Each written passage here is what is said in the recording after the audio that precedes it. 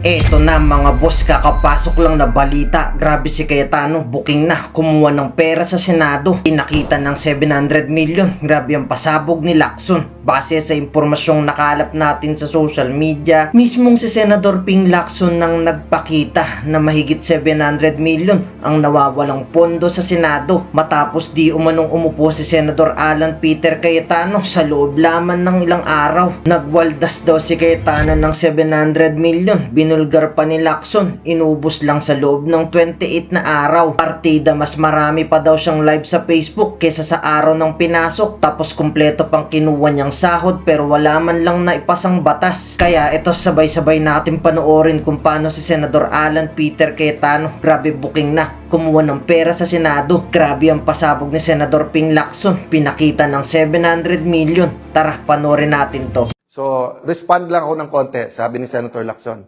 Sayang ang pera.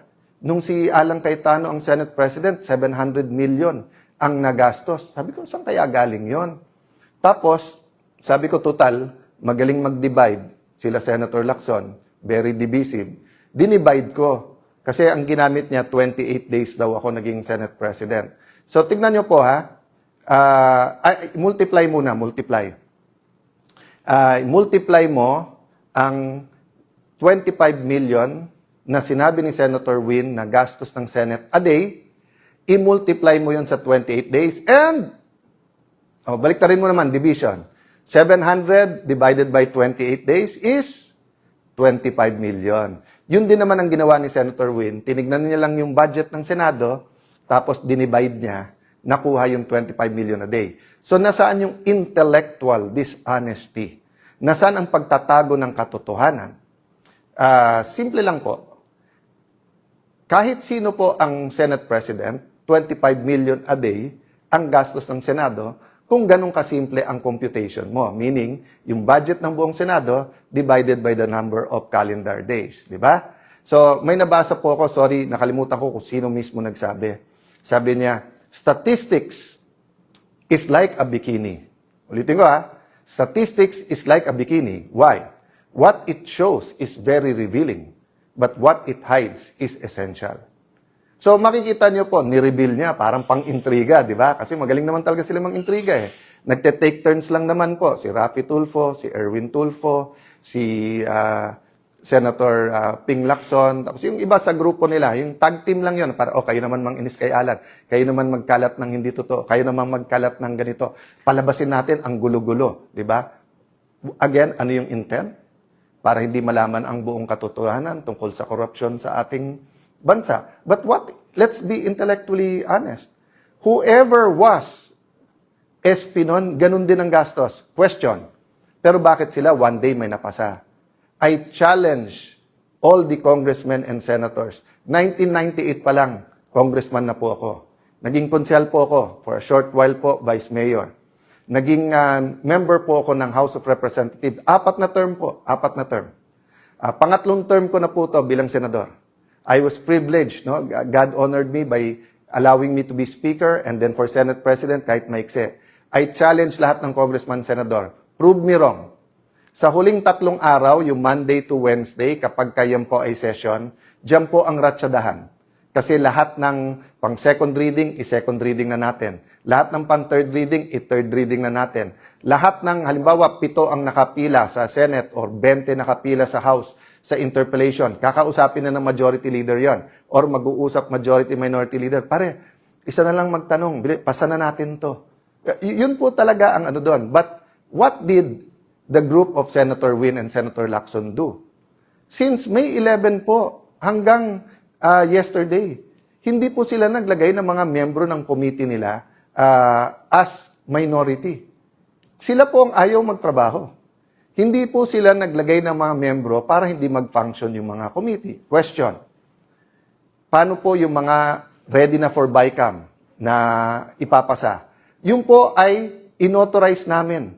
Tatandaan nyo po, May 13, yung pong inatake ang Senado, yung pong sa NBI na sinasabi lang ngayon na halatang halata na ngayon ay part ng kanilang plano na sa aming binibintang. Alam nyo po ba na the next day po ay meron pong BICAM tungkol sa voucher system sa DepEd, yun po ay nakakasana sa House of Representatives. Nag-confirm ako, tinawagan ko mismo si Speaker D na pupunta po ako doon. Tapos nagkagulo. Kinancel nila po yun. Kung hindi ako nagkakamali, si Senator Bam Aquino ang chairman nun, ang magpapatuloy nun. Meron, napakarami pong hearing. Yung hearing si Senator Pia tinuloy. Yung kay Senator Pangilinan, nagtanong naman siya sa floor, pero sunod-sunod na batiko sa iba't ibang mga pahayagan at online, kawawa daw yung farmers, dumating po sa Senate, tapos pagkatapos hindi pinakinggan. Kawawa po talaga kasi nagamit sila. Kasi pwedeng ituloy ang hearing. Hindi nila tinuloy. So yung sinasabi po nilang hindi nagtrabaho, waling-waling po yun. No? Walang katotohanan, panay kasinungalingan. No? And that's why yesterday po, ang main na inuna nila ay isang bill na maganda, na gusto natin lahat, na walang ano. Ang joke nga namin, naalala nyo yung 1990s, yung pag tinanong ng bata na, anak, parang wala kang ambisyon. What's your plans? At sasabihin ng anak, ang plans ko, mami, may sampagita, may gumamela, may orchids. Kasi plants pala yon, hindi plans. So, nung tinanong yung majority, what's your plans for the special session? Waling-waling pala, di ba? So, huwag na tayo maglokohan. Yung kahapon, kasi may 13 na kayo, at gusto nyong palitan ang Senate President kasi gusto nyo, tuloy-tuloy na yung impeachment at ang gusto nyo, grupo nyo ang magdikta ng tempo through the presiding officer. That's been very clear to us from the start, di ba? Nung February pa, nung ipepwesto natin si Senator Loren Legarda bilang Senate President, yun ang sinabi, hindi sila papayag dahil impeachment ang importante. Pero number 2 lang pala yung impeachment. Ang number 1, yung cover-up dito po sa flood control at napakarami pang iba. Kaya, ang message ko kay Senator Lacson, simple lang. Gusto mo, tumahimik muna ako, meditate, pray, ikaw din. Pero, Senator Lacson, napakahaba ng iyong career. Nakilala ka bilang nag-expose, nakilala ka na sinusundan mo yung ebidensya. Of course, there have been many issues also regarding you, your family, pero yung businesses nyo. Pero, sinantabi ng Pilipino yon kasi magaling ka mag-imbestiga eh. Pero ngayon, bakit? Panay comment mo na lang sa mga witnesses, pero ayaw mong humarap sila sa committee. So, ako hindi ko sinasabi na lahat ng witnesses na to, former Marines, mga bodyguards, mga former military, active military yung iba ha, na naging security. Hindi lang ni former congressman and head of the Appropriations Committee ng House na si Saldico. Marami pa po dyan. Kasi alam naman po natin na parating may security naman po ang ating mga congressman, senador at mga sekretary. Diba? Alam naman po natin yon. Alam natin hindi sila pipit bingi. So anong mawawala na may hearing na fair at pakinggan? Pero in the meantime, inuubos kami. Diba? Kaya ang susunod daw si Senator Marcoleta. Diba? So I will, and then si Senator Bongo. So, I wanna honor Senator Bongo, Senator Bato, Senator Marcoleta, Senator Jinggoy. Bakit? Nung before May 11 po, nung nag-usap-usap kami, in fact, nagkita kami May 10 eh. At bago ko mapagharap-harap po ang 12, wala po si Senator Bato noon, nagsabi na po kaming lahat na dadaan tayo sa pagsubok na to at may magsabi na lang pag hindi na kaya. Pero napakarami nagsabi nun, kulong na kung kulong, harapin na natin kung ano to, etc. O walang hiwalayan tayo, grupo tayo. So I'd like to honor those who are in the front line. I'd like to honor those who held out, di ba? But ang problema kasi, nagbago yung laban eh. From just having a platform sa Senate para fair yung ating impeachment, para makapag-focus tayo sa economic crisis, at para lumabas ang katotohanan, nakita na namin kung gaano kalaki ang skandalo at yung corruption na to eh. Ongoing to ha. Yung sasabihin nila na wala nang nakawan ngayon, tell that to the Marines. Nagbabago lang. So, I don't want to take up much of your time today, and I don't want to answer each of the issues in a way that will effectively conflict or confuse us, di ba? So, kung sinagot ng Panginoon Jesucristo yung mga apostles isa-isa, o ikaw, anong pagkain ang inisip mo? O ikaw, saan matutulog? O ikaw, di ba? Kasi they were not all able, may naglimp din, di ba? So, ang concern niya, meron bang mule or donkey o kabayo na pwedeng sakyan. Those are all valid. Di ba? Kung sasabihin ngayon ng iba, okay, Tano, tumahimik ka, gutom na kami, kain muna. Those are valid. And we should discuss that. Pero anong una? What's the priority? No? So, don't get mistaken. I'm talking about the principle. I'm not comparing. Ayan, babaluktutin na naman ng iba. Sasabihin, kino-compare natin ang struggle. God is God. And we have to pray that we're on God's side. But there are principles He teaches us. So, di ba ano sabi ko sa inyo kanina? Nation building. At saan natin umpisahan yung nation building? Sa pundasyon. Rule of law. Di ba? Regime of justice and truth. Kung walang justice and truth, yung binibuild po natin, para natin nilagyan ng anay. Para natin nilagyan na payat na bakal. Para nilagyan natin ng bakal yan na may kalawang na. Gigiba at gigiba din po yan. So, ang tinitignan pa lang po natin, 24-25 budget. Yung 26 budget, may nagsasabi ba na napaka-inosente yan? Wala rin mga sinaksak dyan? O going back, 2023 budget, ang sabi po ng mga ex-Marines, 2022 pa lang, may deliveran na eh. Tapos, hindi lang DPWH yan. Meron din yan po sa farm-to-market roads. Meron din daw sa school buildings. Meron silang binabanggit na noong 22, 23, BIR. So, napakarami po. Alam naman na po natin eh, na may corruption. Again, don't get me wrong. What I'm looking at is the systematical rubbing blind our people in the last few years. No? There are two systemic na pagnanakaw. Di ba? Yung sistema natin sa Pilipinas na may papel ka, kailangan may lagay. Di ba? So, tatlong natin kailangan tignan. Yung una, yung day-to-day corruption, na parang walang mastermind yon. Yung wala kang plaka, hinuli ka, penging 1,000. Yung nahuli ka, walang driver license, penging 1,000. Magpa-file ka ng business permit, 20 mil lang dapat mo bayad, penging 5,000. Diba? So yun, we will deal with that, and we're dealing with that, and citizens are dealing with that, churches are dealing with that, business groups are dealing with that. Pangalawa, yung systemic, yung ganun na sa Pilipinas, yan ang kalakaran.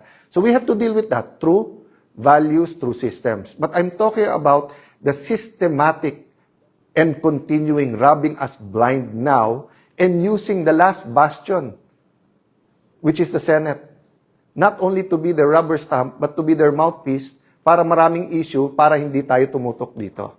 So that's the sad thing, that there is an economic crisis. Naghihirap ang ating mga kababayan. So kailangan natin isabay yun, pero hindi natin pwedeng ilihis ang usapan.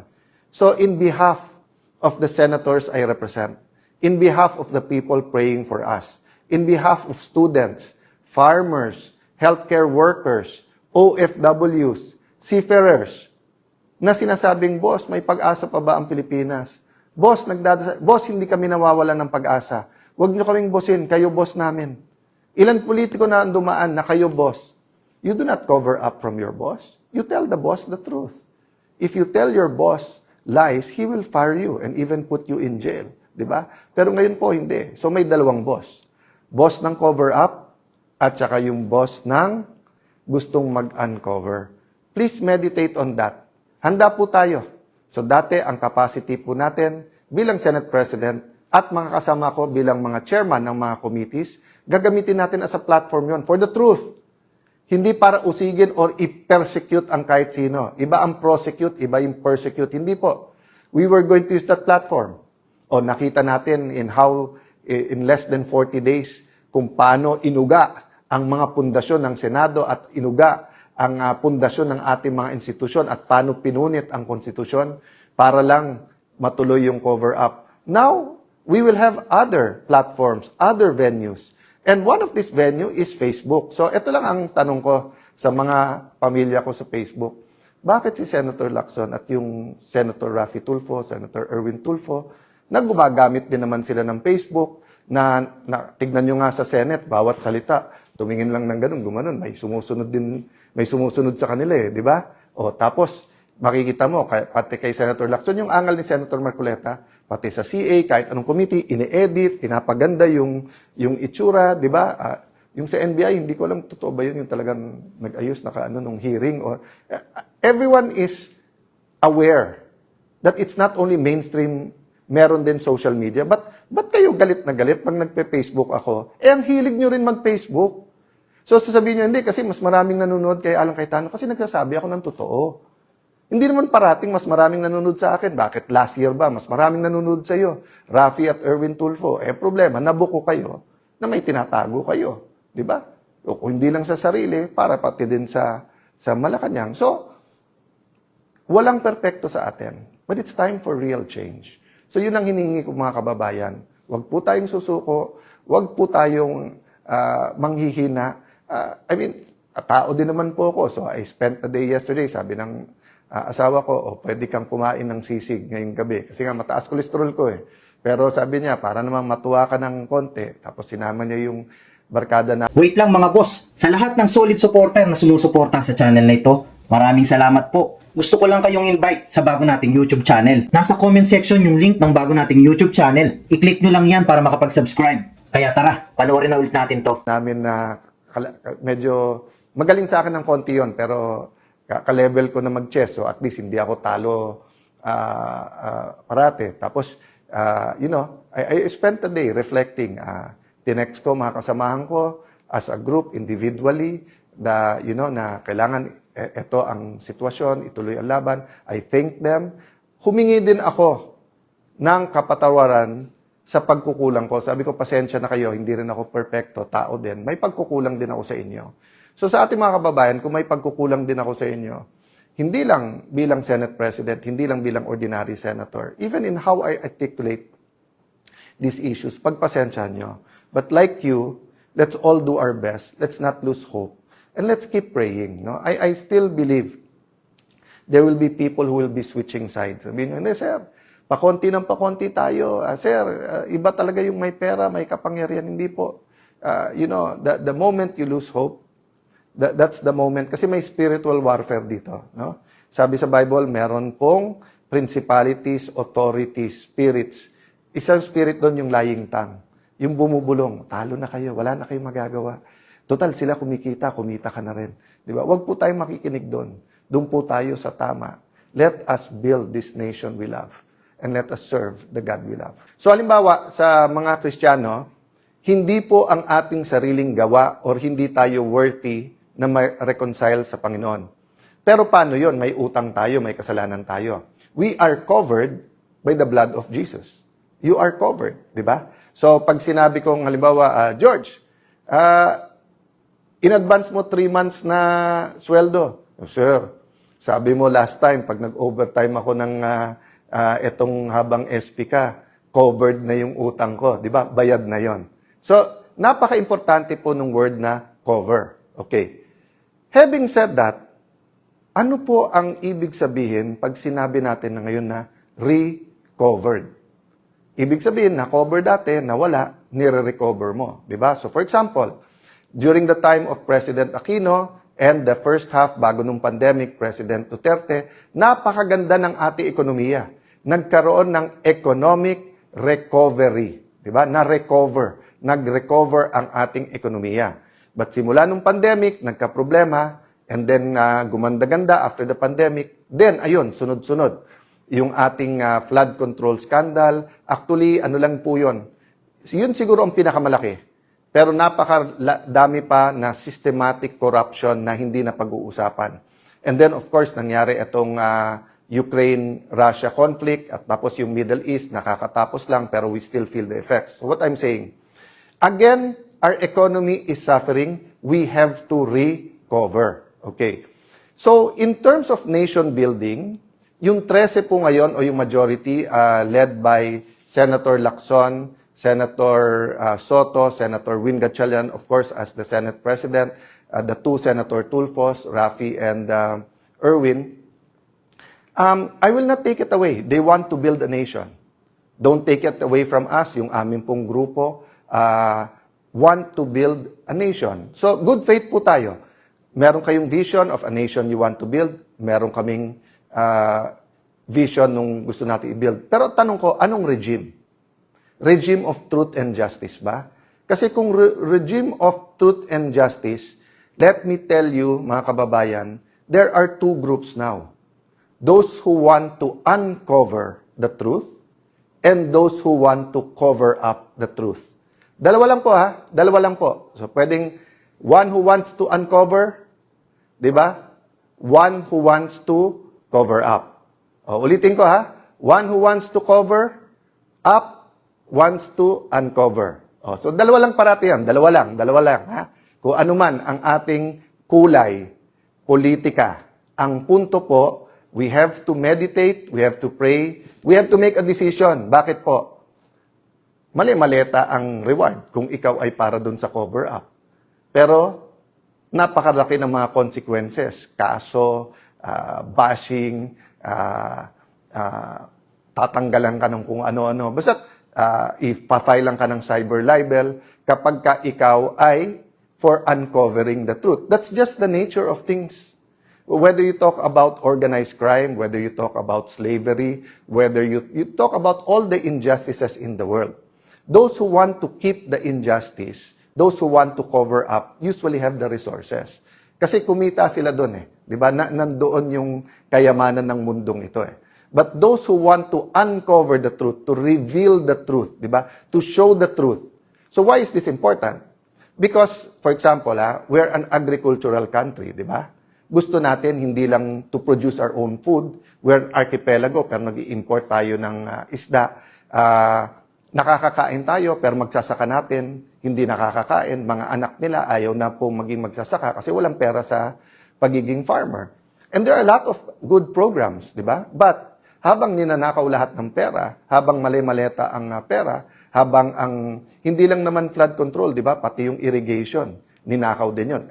Ilan regimes ang dumaan, pati fertilizer, di ba? Tubig ang binigay nung before sa ating mga farmers. So what I'm saying there is that in any home, in any building, in any nation, foundations are important.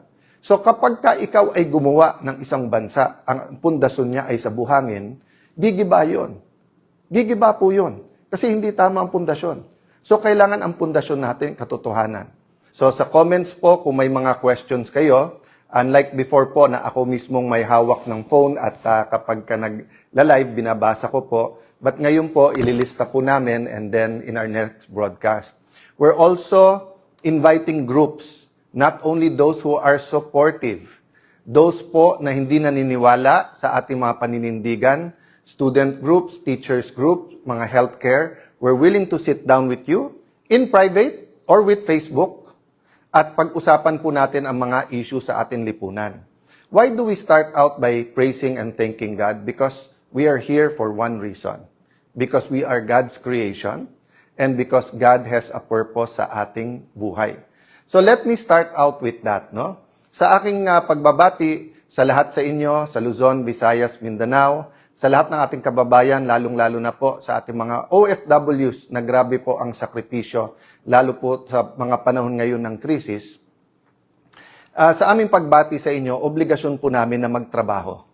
So the last few weeks, napakinggan nyo yung word na work or parating sinasabing trabaho, di ba? Tapos yung iba, kasi actually kung pumunta ako sa Senate yesterday at tinanong ako, Sir, are you going to work? Or sir, magtatrabaho ba kayo? Ang isasagot ko sa kanila kasi, mali ang tanong nyo eh. Bakit po? Never naman tayo tumigil sa pagtatrabaho. From May 11, when we were elected as Senate President, until yesterday, when we were replaced as Senate President, hindi naman tumitigil ang pagtatrabaho. Ang question, anong trinatrabaho natin? What is our work? Siguro, if I may use a term, nation building. Yan kasi maintindihan ng lahat, nation building. Pero babalikan ko muna yon. There was a time sa Bible po na, alam niyo naman po, nung araw, ang pagbibiyahe ay, meron na rin po silang mga vapor noon or mga bangka. Pero of course, ang most na biyahe ay mga kabayo, donkey, may gumagamit po ng camels, but most people, they walk, di ba? They walk. That's why nga po ang mga Hudyo, pagkapapasok po sa isang bahay, ang paa ang huhugasan kasi sandalyas, 'di ba? Wala pa namang Nike, Adidas, Puma nung mga panahon na 'yon. Wala rin pong mga hotel, mga Shell, Phoenix, mga gasolinahan na kompleto ng mga restaurant na may Kenny Rogers or KFC or McDo or Jollibee nun.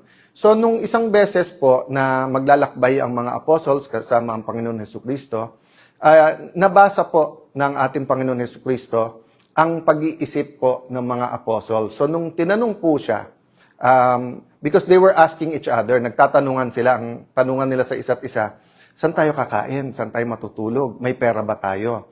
Miracle after miracle, nasaksihan na po nila. So, ang sabi ng Panginoon Hesukristo sa kanila, seek first my kingdom and righteousness, and everything shall be added unto you.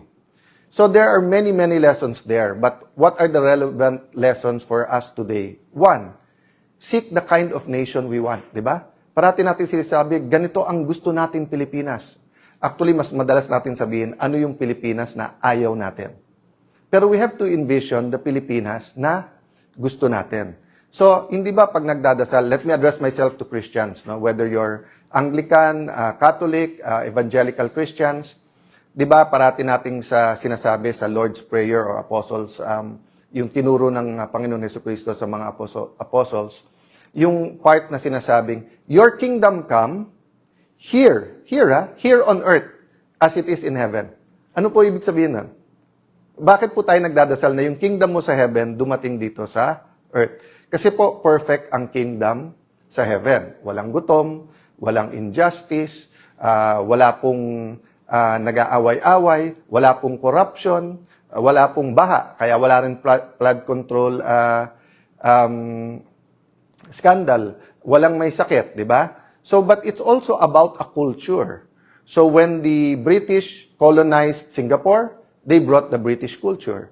When the Americans colonized the Philippines, they brought the American culture. Kaya tayo halo-halo po yung culture because ancient times, marami ng Chinese traders, and then dumating ang Kastila, then for a short while, dumating ang mga Hapon, but that was a different story, and then the Americans until Commonwealth. So what's my point? No? My point, lesson number 1, seeking His kingdom, tapos sabi, everything comes to you. Same thing po. If we build the kind of environment, the kind of culture, the kind of nation we want, hindi na natin kailangan pag-usapan yung corruption, yung equality, lack of opportunity, because magiging built-in na yon. So despite miracle after miracle, the Lord Jesus had to remind the apostles, huwag nyo nang isipin anong kakainin nyo. Huwag nyo nang isipin saan tayo matutulog. Huwag nyo nang iisipin na mapapagod ba tayo, saan tayo magpapahinga. Ang isipin nyo, ang kaharian ko at sino ako or yung righteousness ng Panginoon.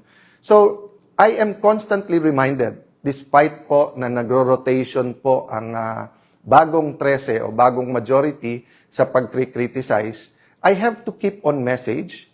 I have to continue talking to you and explain what we're fighting for. Let me read this and let me ask you if it resonates with you, no? So, syempre, pag nag-survey, halimbawa tayo ngayon, tapos inisa-isa, anong klaseng Pilipinas ang gusto nyo?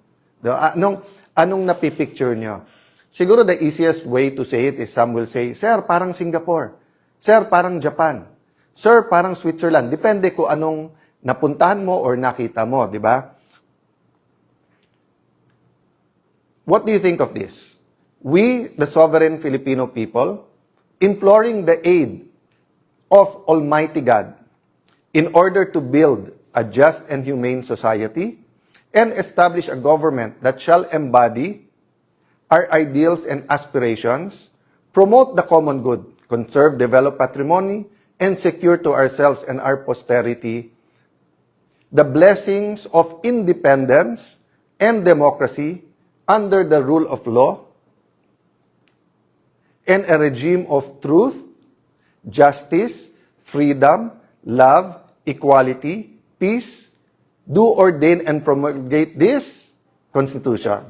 So yon, medyo sa umpisa at saka sa dulo, giveaway kasi hindi po to nilikha lang ngayon or sinulat or hindi to chinat GPT or hindi to yung parang survey. Kung hindi ito po yung preamble sa ating 1987 Philippine Constitution, di ba? Ibig sabihin po, ito po ang attempt na i-articulate kung anong Pilipinas ang gusto natin. Can I highlight for today? 1, the aid of Almighty God. So dun po sa inyo naman nagsasabing, wag nating isama ang usapin Diyos o ang batas ng Diyos sa batas ng tao o gobyerno. Hindi po, mismong konstitusyon natin sinasabi in the aid of the Almighty God. I agree with you if you say na wag nating sabihin ang Diyos kampi kami sa amin or kampi sa inyo o kayo, demonyo kami, ganito. I agree with you kasi nga dapat we're on God's side. Hindi dapat nating claim na God is on our side, di ba? But yung salita ng Diyos ay importante. So that's number 1. Number 2, malinaw na malinaw dito. Rule of law, ibig sabihin po, hindi tao yung masusunod kung hindi batas, di ba? At nakalagay din po dito yung sinasabing regime of truth, justice, no? So ibig sabihin po, kailangan maghari ang katotohanan. So let me go to a new word, cover. Cover. What does it mean to be covered or to have cover? 'Di ba? So sa libro, yung cover, yun yung ibabaw. Pero halimbawa, sa ating mga Kristiyano ulit, mga kapatid nating Muslim, assalamualaikum, let me use the biblical principles and talk a little bit about what is close to my heart in what I've learned dun sa biblical principles. God bless you po. Ngayon, ikaw bilang Pilipino, ano ang masasabi mo at reaksyon sa balitang ito? Mag-iwan ka ng komento mo sa ibaba at ating pong babasahin isa-isa.